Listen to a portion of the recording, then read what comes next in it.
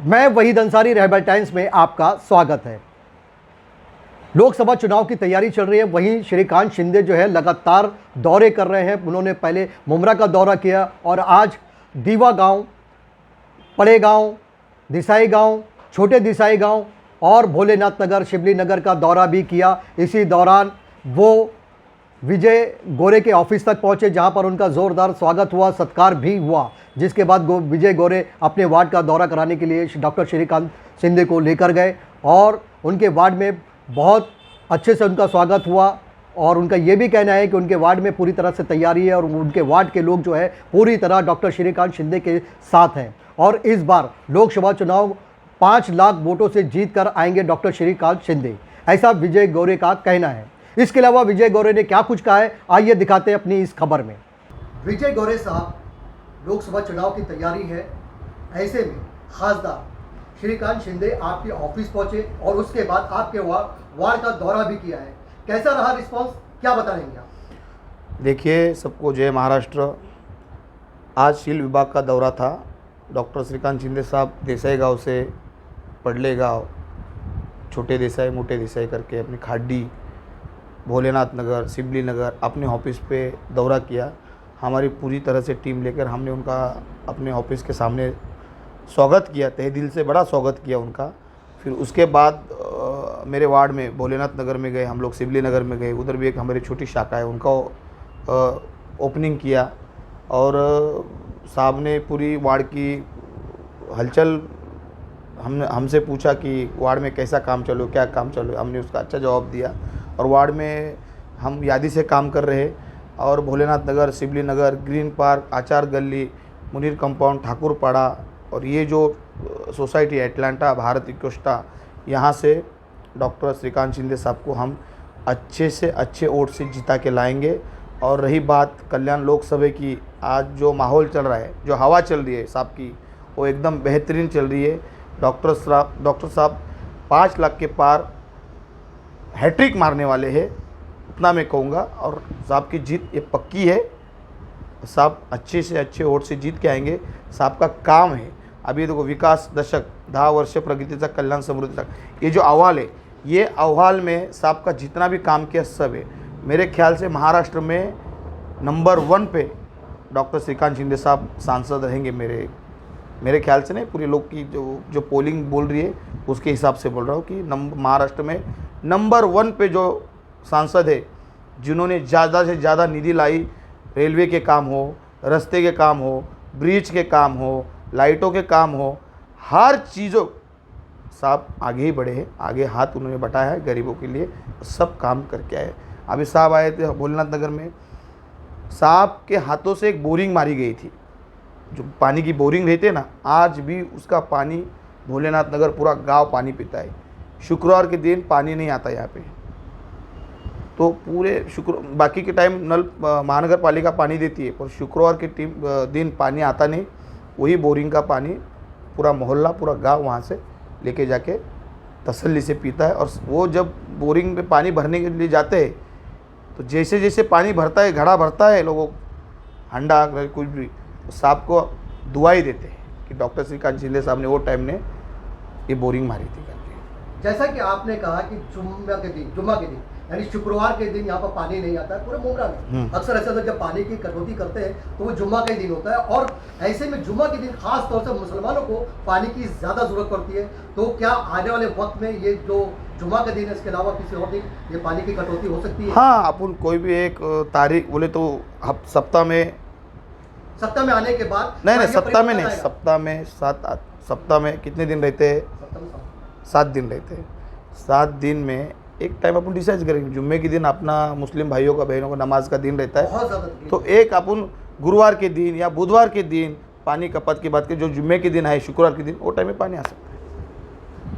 और कैसा रहा आपके वार्ड में, क्या हलचल है, क्या बताना चाहिए? हमारे वार्ड में भारतीय जनता पार्टी, महाराष्ट्र नवनिर्माण सेना, राष्ट्रवादी अजित दादा पवार की, शिवसेना, रासप, RPI, आठोले गट, सब लोग हमारे वार्ड में बड़े पैमाने में कार्यकर्ता है और सब एकजुटी से काम कर रहे। अच्छे से अच्छा रिजल्ट उनको लाके देने का हम लोग सब काम करेंगे। एक सवाल और है, आपकी गठबंधन वाली पार्टी है एनसीपी हाँ। अजीत दादा पवार की, उनके एक नेता ने दाढ़ी को लेकर एक भाषण दिया है, उसके बारे में आप क्या कहना है? रविंद्र गायकवाड़ साहब। किसने?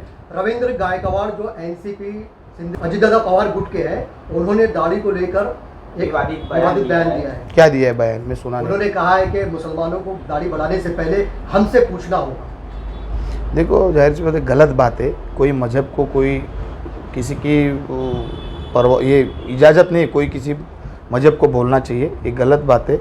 इसको मैं निषेध करता हूँ।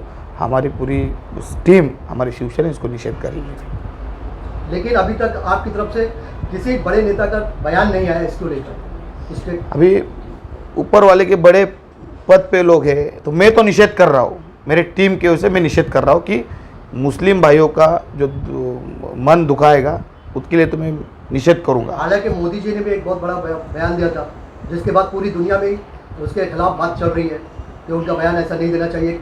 एक अपने उनकी गरिमा है, मोदी जी पूरे सबके लिए, हिंदुओं के मुसलमान के सबको रिप्रेजेंट करते हैं, और उनका जो बयान आया नहीं, मैं अभी वो बयान मेरे को मालूमात नहीं, मैं देखा भी नहीं, तो उसमें मैं जवाब नहीं दे सकता। उसके लिए कहीं ना कहीं जो मुसलमानों के दिल में जो है ना, देखो, मुस्लिम लोग अपने जो भाई बहन है मुमरा में, आज तक कोई वाद विवाद हुआ नहीं।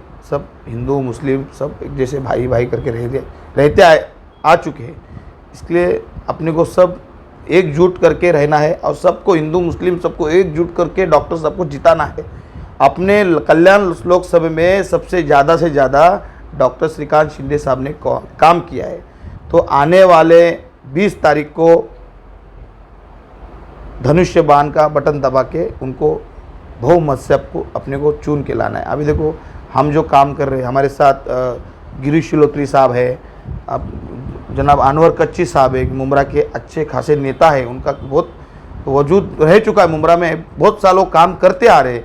और शिंदे साहब के एकदम ज़्यादा से ज़्यादा करीबी मानने वाले वो भी मुमरा में काम चालू है उनका, हमारा भी चालू है। गिरीश शिलोत्री साहब भी काम कर रहे हैं। गिरीश शिलोत्री साहब तो मुमरा में नहीं, अंबरनाथ, बदलापुर, कल्याण, जहाँ जहाँ उनको टाइम मिल रहा है, वक्त मिल रहा है, वहाँ पे वो काम कर रहे हैं। उनके साथ हम भी घूम रहे हैं, हम भी काम कर रहे हैं, ताकि डॉक्टर साहब अपना है, अपना मान के अपन काम करना चाहिए। वैसे सबको मैं कहता हूँ कि डॉक्टर साहब के लिए काम करो।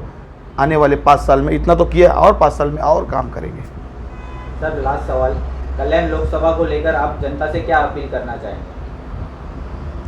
ज़्यादा से ज़्यादा वोटिंग करके साहब को जीता, वही अपील करूँगा मैं। ऐसा खासदार अपने को कभी मिलेगा नहीं। महाराष्ट्र में नंबर 1 पे खासदार है। ज़्यादा से ज़्यादा निधि लाने का काम डॉक्टर श्रीकांत शिंदे साहब ने किया है। ऐसे ही उनको संसद रत्न नहीं मिला, सबको मिलता है क्या? संसद रत्न कब मिलता है कि सबसे ज़्यादा उन्होंने काम किया है, उनकी कारकिर्दी, उनकी अच्छाई उनकी देख के उनको तब मिली है ना। उनके बारे में ऐसी भी अफवाहें उड़ाई जा रही है कि वो संसद में रहने के बावजूद मुमरा कौसा शील्ड में कभी दौरा नहीं करे, उसके बारे में आप क्या कहें? बाबा, मैं तो बोलता हूँ सबसे ज़्यादा डॉक्टर साहब का मुमरा में ध्यान है। वाई जंक्शन का ब्रिज डॉक्टर साहब ने बनाया, मुमरा का रेलवे स्टेशन का किसने बनाया? डॉक्टर साहब ने किया। वहाँ का स्थानिक विधायक तो नहीं करता, विधायक के हाथ में है क्या? सेंट्रल गवर्नमेंट उनके हाथ में नहीं है। सील फाटे का ब्रिज, वाई जंक्शन का ब्रिज, मुमरा रेलवे स्टेशन का प्लेटफॉर्म, वहाँ पे जो सीढ़ी क्या बोलते हैं उसको, हाँ, एक्सीलेटर किसने बनाया? डॉक्टर साहब ने बनाया। और क्या चाहिए? हॉस्पिटल महानगर पालिका किसके अपनी सत्ता है, तो आप अपनी बनाएंगे ना। लेकिन ऐसा भी बताया जा रहा है कि ये जो ब्रिज है वो टीएमसी के अंडर में बना हुआ है, लेकिन उसकी क्रेडिट श्रीकांत सर ले रहे हैं। कैसा MMRD, उस पर देखो ना, MMRD लिखा गया है। TMC लिखता था ना, कॉलम के नीचे देखो MMRD, एक गवर्नमेंट बनाते, इतना बड़ा ब्रिज खासदार की निधि से नहीं हुआ है, ऐसा बोलना है? नहीं, खासदार के निधि से हुआ है, उनका प्रयत्न है, उनके निधि से हुआ है, उनका प्रयत्न है।